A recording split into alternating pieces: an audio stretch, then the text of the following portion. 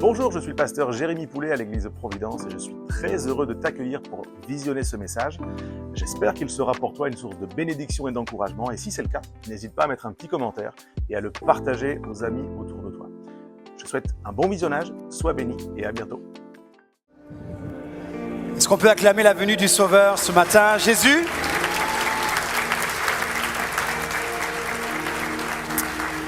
Que Dieu soit béni. Vous le voyez, c'est une célébration un peu différente.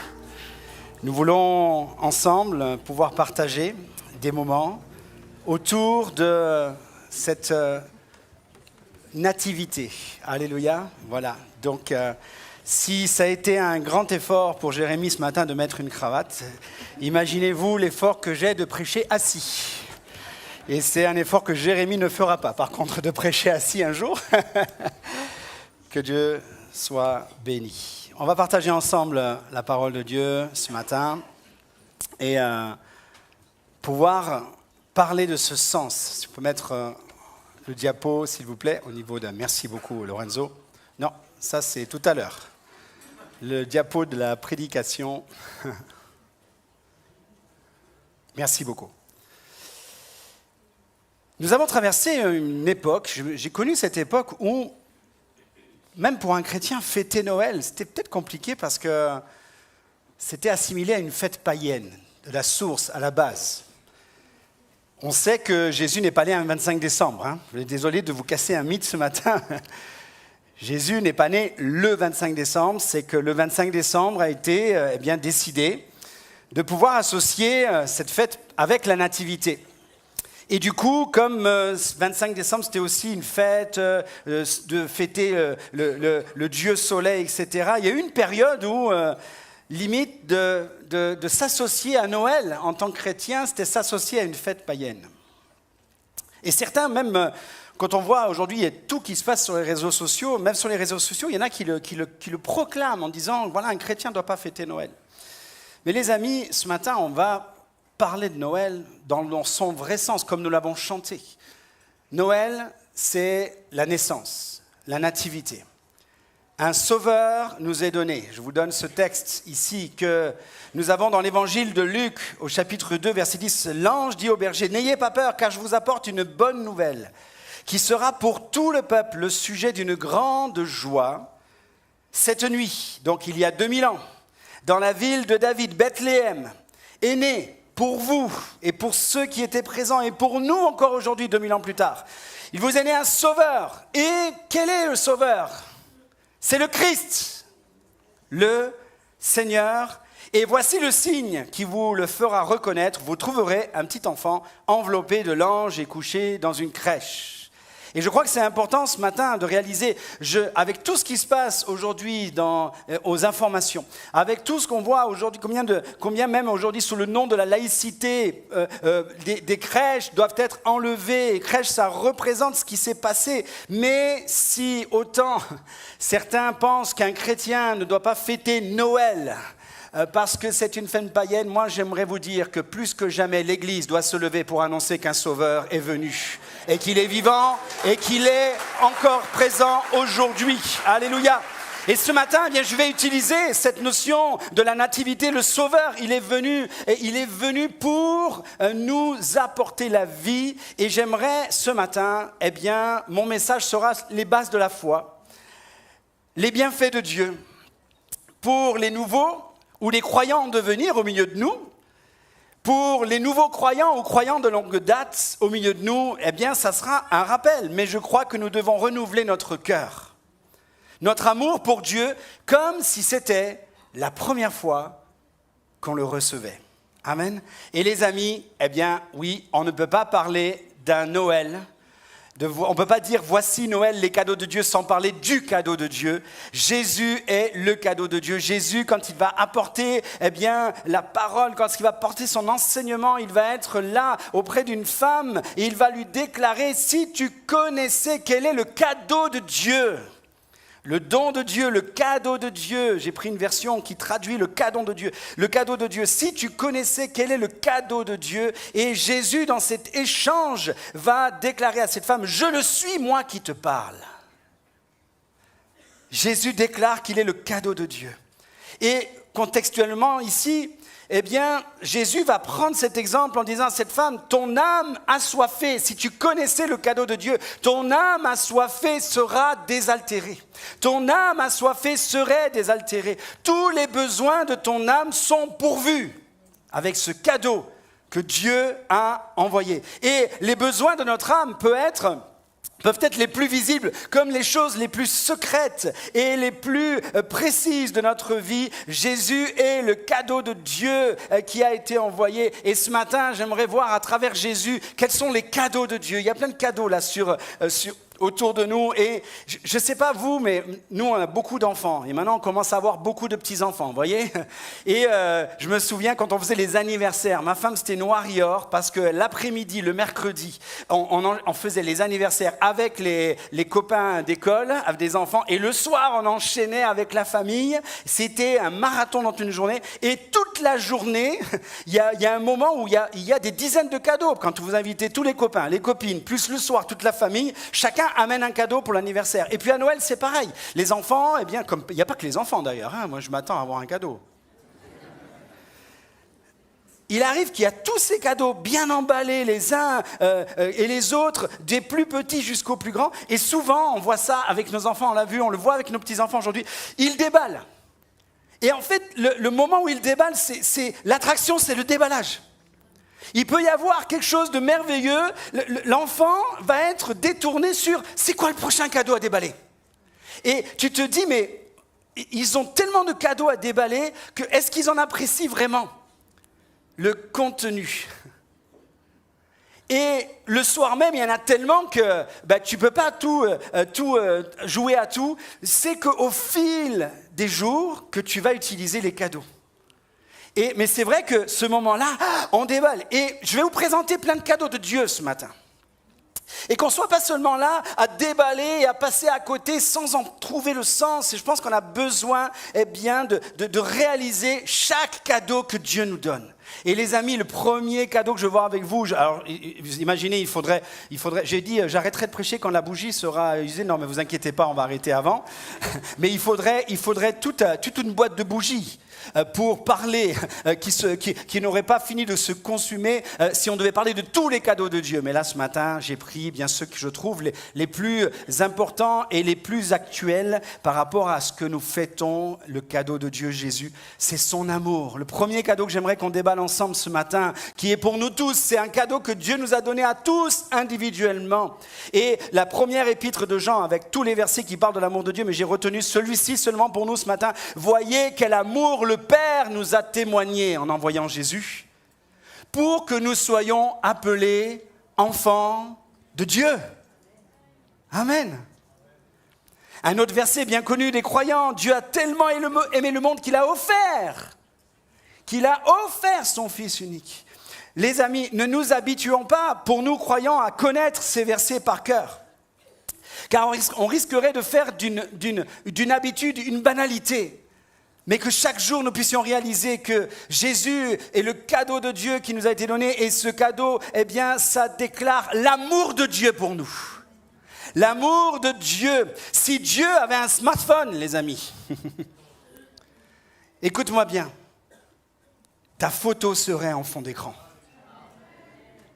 Moi, mon smartphone, il y a ce qu'il y a de plus cher pour moi au monde, c'est ma femme. Parce qu'à travers ma femme, il y a aussi mes enfants. Je n'ai pas changé la photo juste pour la prédication. Hein. C'est vraiment la photo...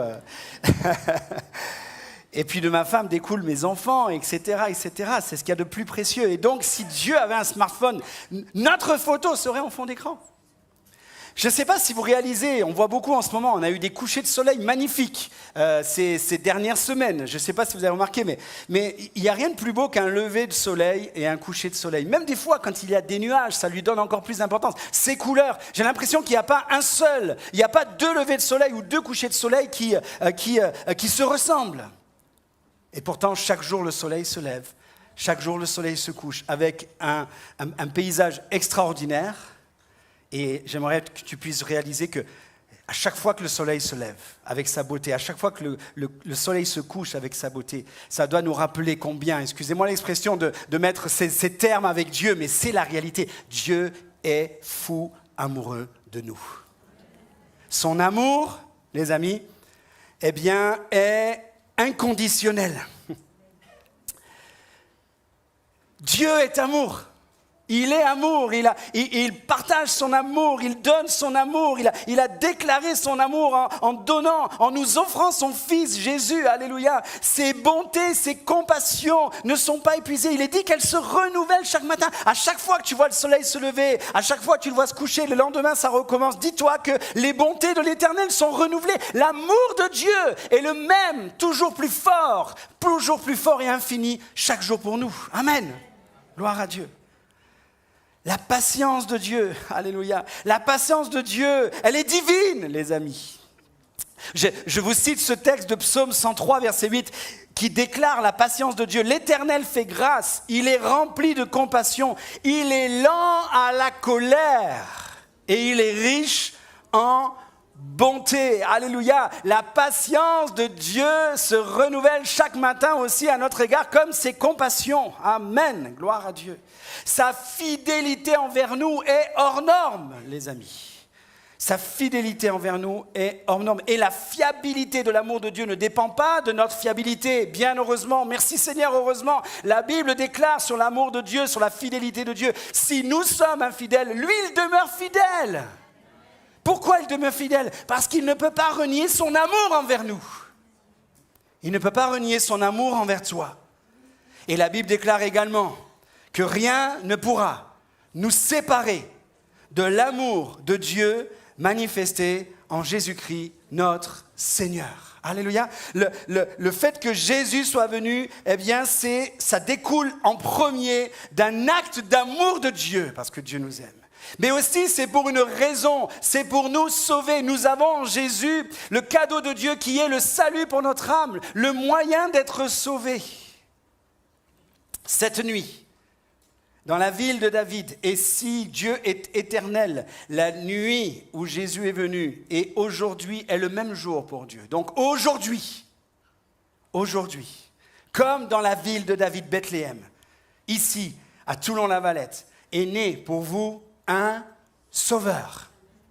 Un sauveur. C'est le Christ, le Seigneur.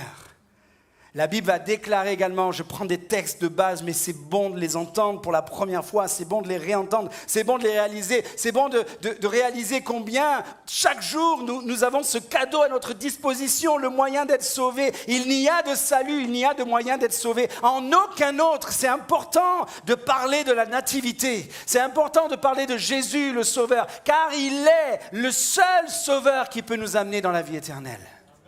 Il n'y a de salut en aucun autre, qu'il n'y a sous le ciel aucun autre nom qui ait été donné parmi les hommes, par lequel nous devions être sauvés. Ce nom, c'est le nom de Jésus.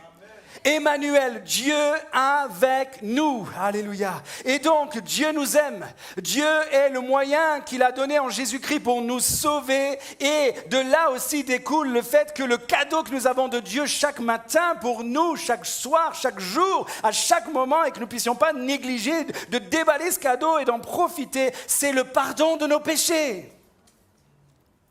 C'est le pardon de nos péchés. Les amis, je veux juste peut-être vous venez pour la première fois, ou là où les premières fois, vous nous entendez là sur la chaîne YouTube pour la première fois. Les amis, le mot péché peut être un mot religieux, peut être un mot dépassé, peut être un mot qui était pour les temps anciens. Le mot péché, écoutez, juste littéralement, si on devait le résumer avec son sens véritable, littéralement, le mot péché, ça veut dire manquer la cible, manquer le but.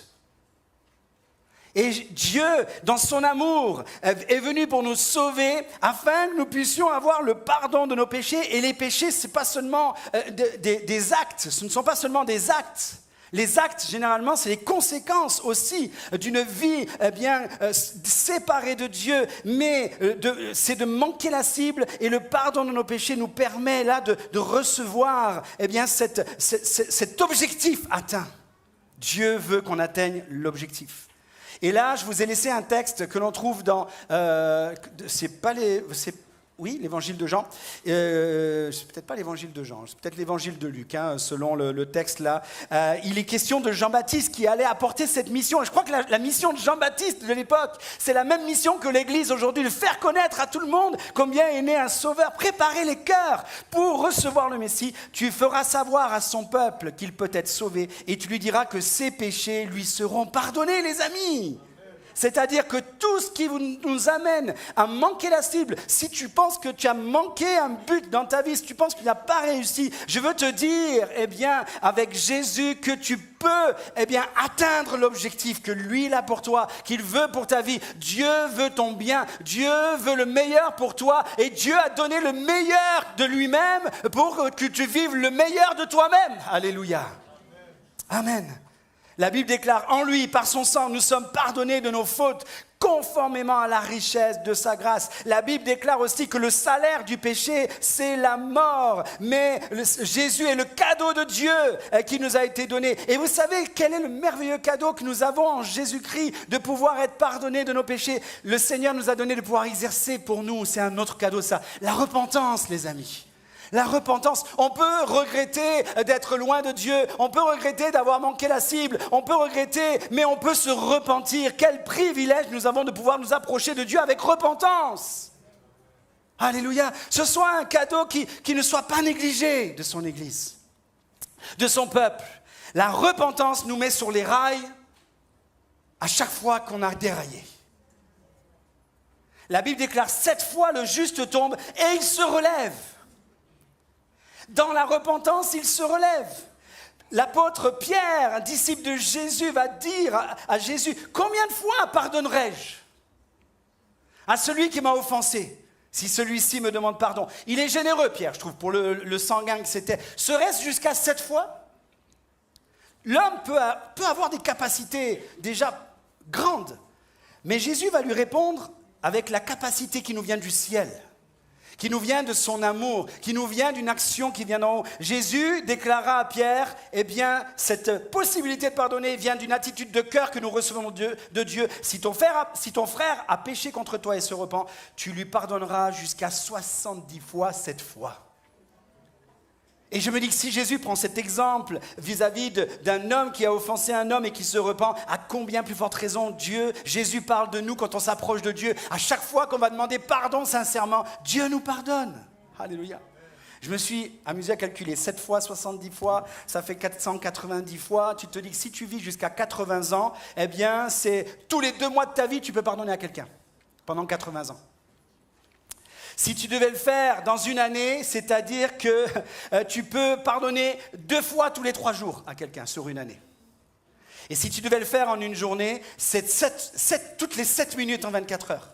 Mais bon, comme bon course que je suis, je dors quand même en 24 heures. Allez, j'imagine que si la journée dure au moins 14 heures ou 16 heures, ça fait toutes les 2 minutes avec une nuit de 8 heures. Les amis, il n'y a que cela que Dieu peut nous accorder. Le pardon de nos péchés, Dieu nous l'a donné et ne nous en privons pas. Et la repentance nous permet de nous approcher de lui. Alléluia. Et donc l'amour de Dieu, le salut qui nous a donné le moyen d'être sauvés pour le pardon de nos péchés, nous pouvons nous approcher de lui avec repentance. Et qu'est-ce qu'il nous donne? Le salaire du péché, c'est la mort, mais le cadeau de Dieu, le don de Dieu, c'est la vie éternelle en Jésus-Christ. Les amis, quel cadeau merveilleux de déballer que la vie éternelle. Alléluia. Afin que quiconque croit en lui ne soit pas perdu, mais qu'il ait la vie éternelle. La vie éternelle, les amis, c'est la vie après la vie. C'est la vie dans le ciel après la vie sur la terre. Et Jésus déclare, je suis la résurrection et la vie, le cadeau de Dieu pour nous. Là, j'ai envie de me lever, de marcher, je ne vous dis pas là. Jésus déclare, je suis la résurrection et la vie. Celui qui croit en moi vivra même s'il meurt. Et toute personne qui vit et croit en moi ne mourra jamais. Crois-tu cela? Cette semaine, nous avons eu la tristesse d'apprendre le départ de la terre vers la patrie céleste. Alors, ce n'est pas ça la tristesse. La tristesse, c'est que nos yeux ne le verront plus sur la terre.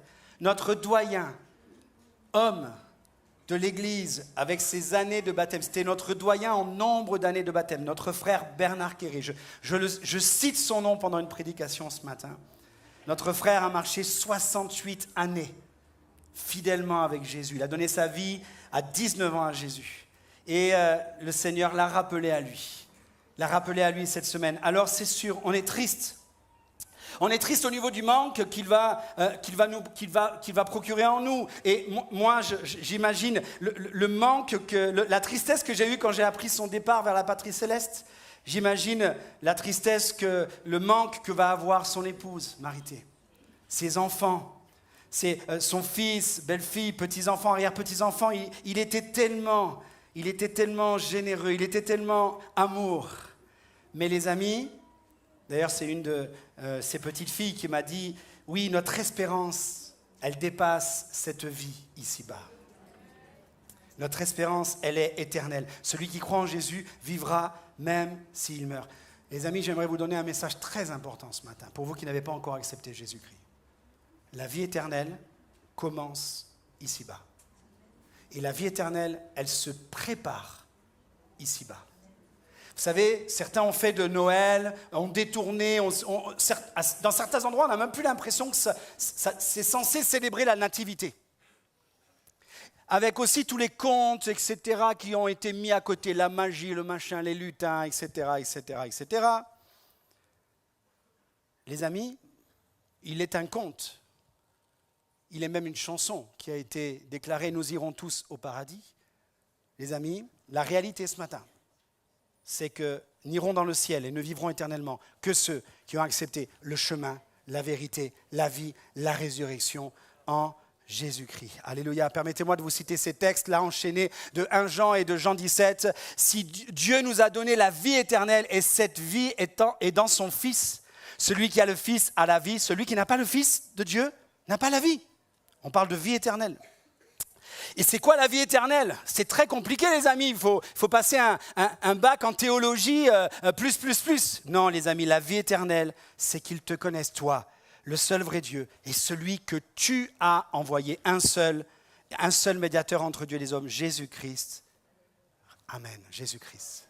Que Dieu soit béni. Les amis, c'est ça aussi le cadeau de Dieu, la vie éternelle. Alléluia.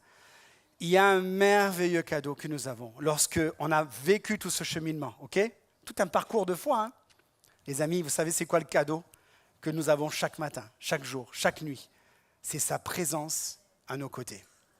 Sa présence à nos côtés. Jésus dira, juste avant de monter au ciel, juste avant de nous envoyer son Esprit Saint pour être avec nous, « Je suis avec vous tous les jours jusqu'à la fin du monde. » Jusqu'à la fin du monde. Et les amis, quand ça sera la fin dans le monde pour nous, ça sera le début de l'éternité dans le ciel. Je suis avec vous tous les jours jusqu'à la fin du monde, que les jours soient bons ou mauvais. Que tu sois dans la joie ou que tu sois dans la tristesse, Jésus est là. Le cadeau de Dieu est là, sa présence à nos côtés. Que tu sois dans l'abondance ou dans la disette. Que tu sois seul ou accompagné, Jésus est là. Que tu sois au milieu de nous ce matin. Ou que tu sois comme certains qui sont revenus seuls dans une chambre d'hôpital pendant un temps. Jésus est là. Jésus est avec nous. Que tu sois berger, je reviens un peu dans l'époque des 2000 ans, ou mage, que tu sois comme dans le plus bas rang de la société ou le plus élevé, Jésus est là avec toi. Jésus est là avec nous. Que tu vives dans un palais ou dans une étable, Jésus est là. Jésus est là. Amen. Et j'aimerais vous partager un merveilleux cadeau parmi les dizaines et dizaines, mais c'est un que pour ma part je déballe tous les matins. La présence de Dieu à nos côtés nous a été donnée aussi à travers sa parole. Amen, gloire à Dieu. Sa parole.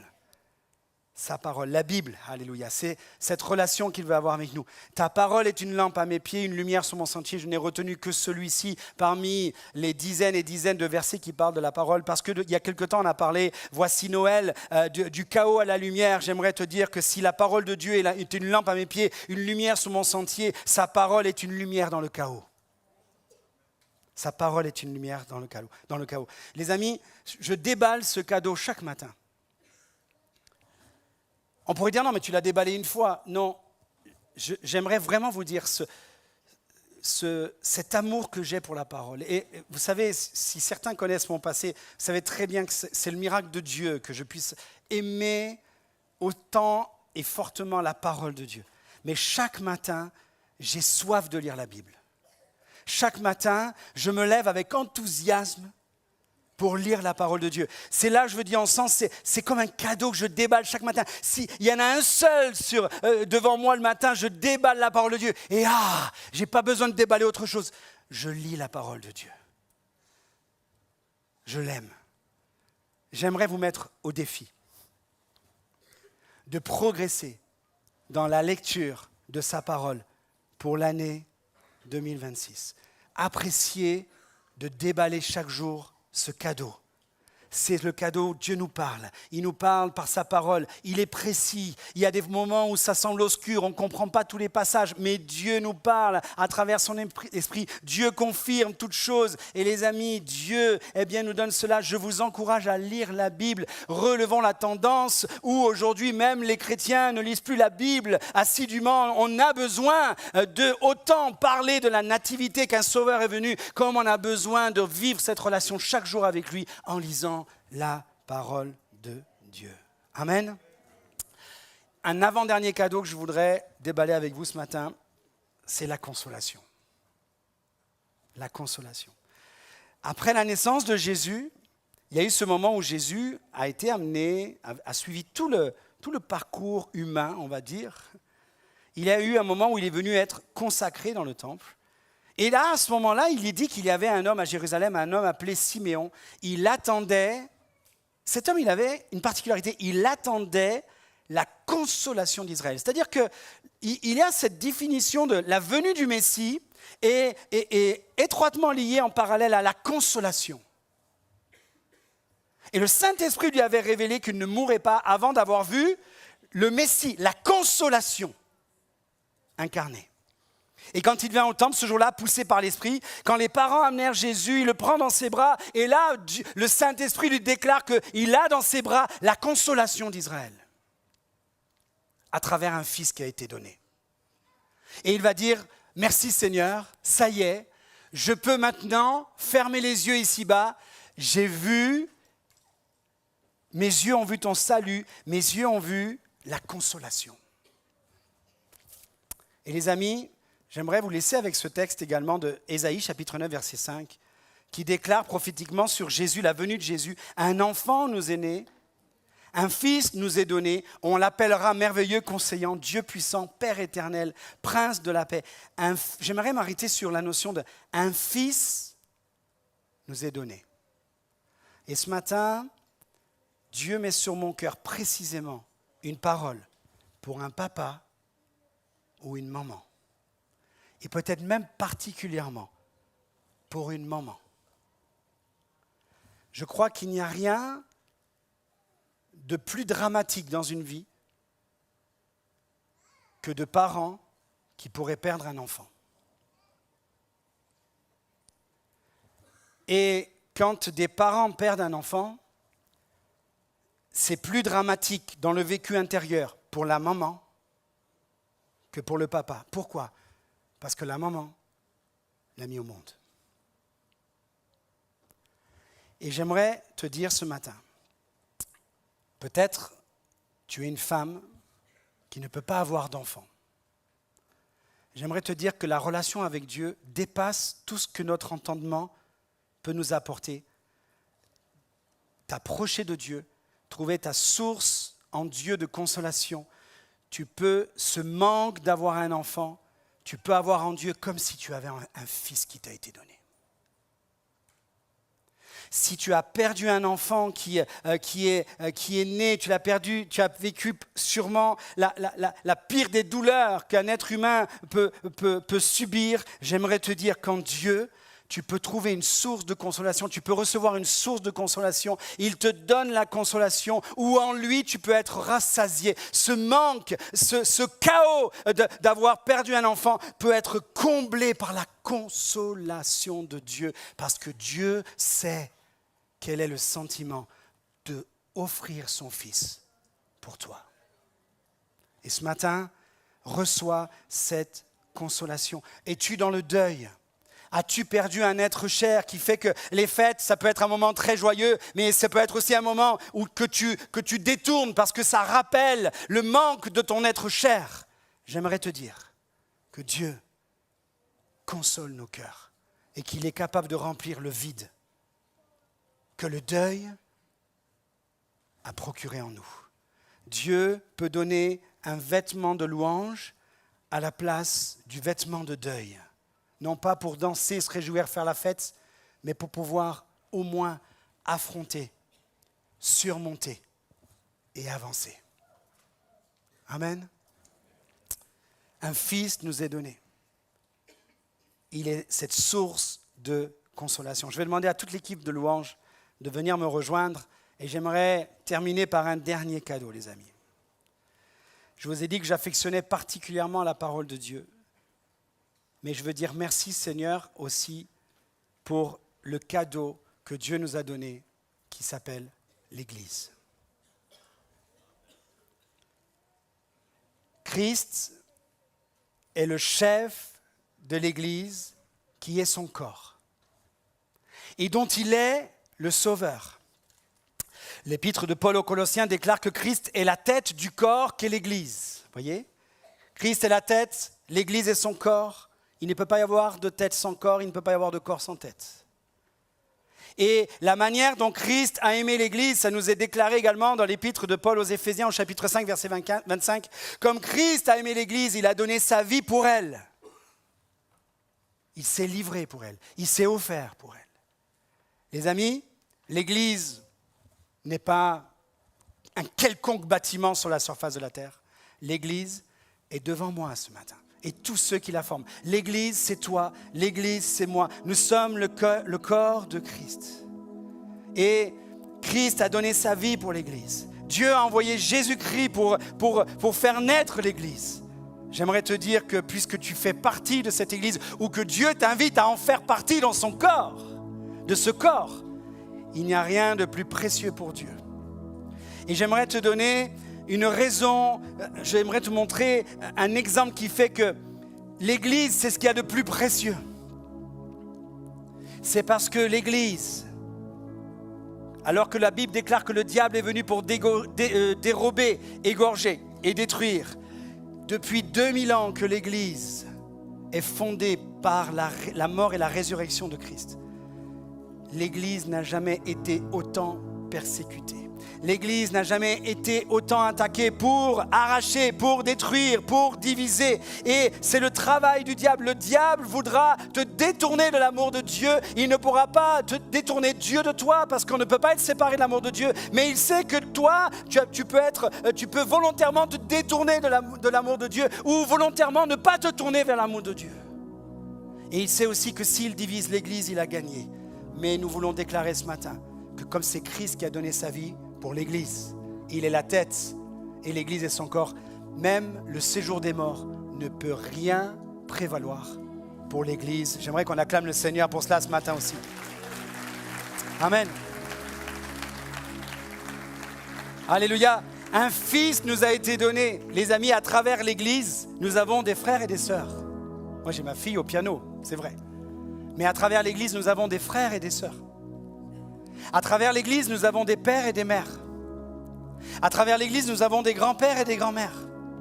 À travers l'Église, nous avons des fils et des filles aussi. Ce matin, j'ai 2 enfants, ils sont venus, ils m'ont couru dessus pour me dire bonjour, mais gloire à Dieu pour cette belle famille, cet amour que nous avons. Et l'Église a de grandes qualités, les amis. La grande qualité de l'Église, c'est qu'elle est le corps de Christ. Avec, malgré tous ses défauts, l'Église, vous savez, quel est le premier défaut de l'Église de Providence ? Il est en train de vous prêcher là ce matin, c'est moi. Et tu sais quel est le deuxième défaut de l'Église ce matin ? Il s'appelle Jérémy Poulet, il est là à ma droite. Le troisième défaut, ou le deuxième ex-aequo, ou les premiers ex-aequo avec moi, pardon. Le troisième s'appelle Henri. Et on pourrait se dire, non mais vos défauts sont comblés par la grande qualité de vos femmes. Yes, c'est vrai. C'est vrai. Mais, non. C'est même pas ma femme qui fait à manger, c'est mon fils. Donc je risquais même pas de pas manger, vous voyez. Et les amis, il est dit que Jésus a donné sa vie pour rendre l'Église digne d'être à Dieu. L'Église dans toute sa beauté, pure et sans tache, sans défaut, ni ride, ni aucune autre imperfection.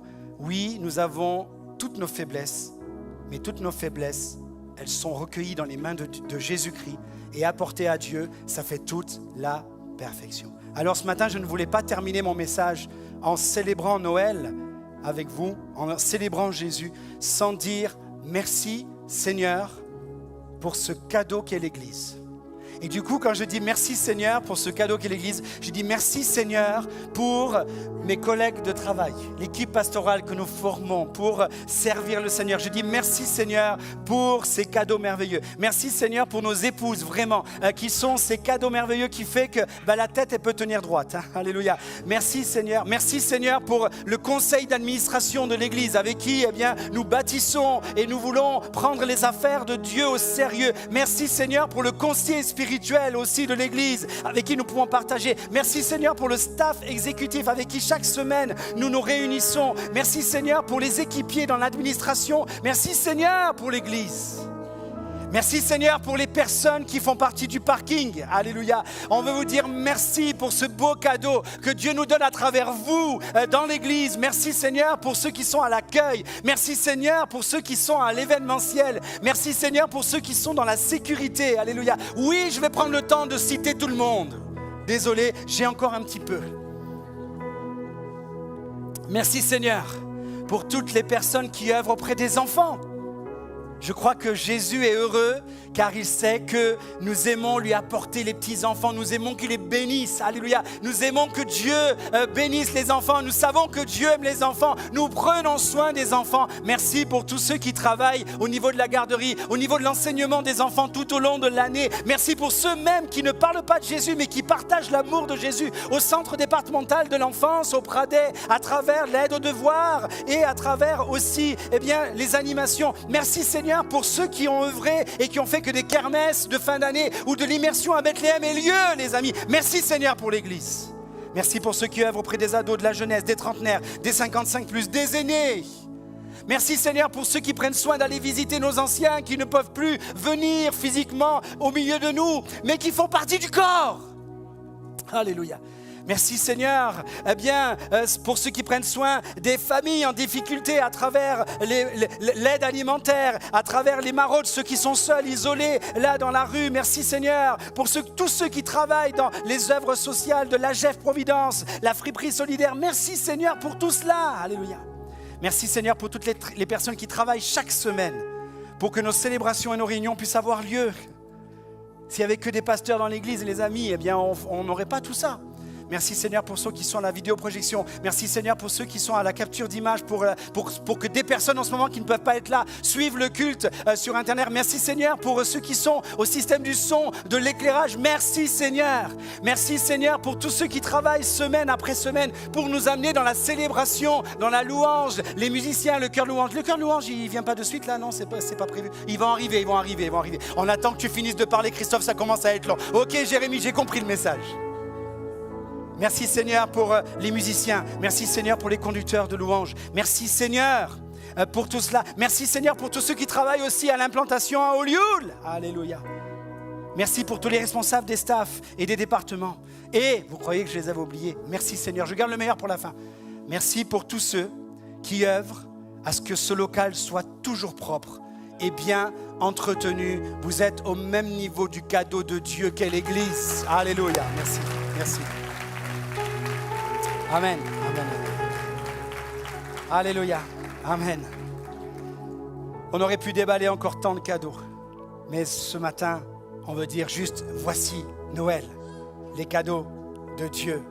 Et je te laisse avec cette phrase à retenir. L'Évangile, c'est l'histoire du grand amour de Dieu qui sans relâche nous poursuit, afin que notre cœur le reçoive et se laisse pleinement conduire par lui. Amen. Seigneur, merci pour tous ces cadeaux qu'on a à peine effleurés ce matin. Mais j'aimerais te dire une chose. Dieu veut un seul cadeau de ta part. si tu n'as qu'une seule chose à offrir aujourd'hui à Dieu. Tu pourrais te dire, mais Seigneur, tous ces cadeaux, est-ce que je peux rien t'offrir? Il n'y a qu'une chose qui est importante que tu dois offrir à Dieu. Dieu te dit, mon fils, ma fille, donne-moi ton cœur. Et que tes yeux se plaisent dans mes ordonnances, que tes yeux se plaisent dans mes voies, que tu puisses prendre plaisir à vivre cette relation. Tu n'as juste qu'à donner ton cœur à Jésus ce matin. Nous vous souhaitons un joyeux Noël. Quelle que soit la décoration de votre table, quel que soit votre repas, quels que soient vos cadeaux, quel que soit votre entourage, quel que soit que tu sois accompagné ou que tu sois seul, souviens-toi seulement de Jésus-Christ. Voici Noël. Voici Jésus-Christ qui est avec toi. Et nous allons le chanter ensemble. On va se lever dans un instant tous ensemble pour chanter. Seigneur, ce minuit chrétien, peuple à genoux, nous attendons la délivrance qui sera d'être dans le ciel pour l'éternité. Mais nous savons que, nous la vivons déjà ce matin. Amen. Que Dieu soit béni. Amen.